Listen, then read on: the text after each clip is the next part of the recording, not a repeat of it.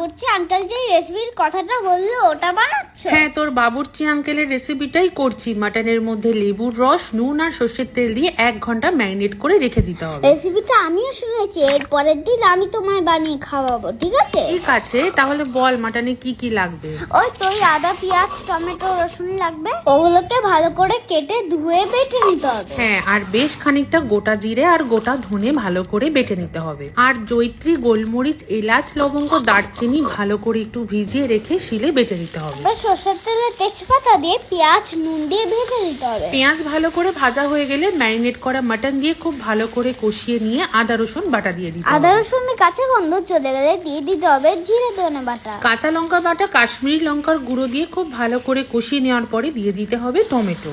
তারপরে আরেকটু কষিয়ে দিয়ে দিতে হবে গরম জল। তারপর ঢেকে রেখে মাটনটা সেদ্ধ হয়ে গেলে দিয়ে দিতে হবে ভেজে রাখা আলু। ব্যাস, পরিমাণ মতো ঝোল রেখে নামানোর আগে গরম মশলা বাটাটা দিলেই একদম রেডি হয়ে যাবে বাবুর্চি আঙ্কেলের স্পেশাল আলু মটরের ঝোল। তোমরা কে কে আলু দিয়ে মটরের ঝোল ভালোবাসো বলো। টাটা বলে দে।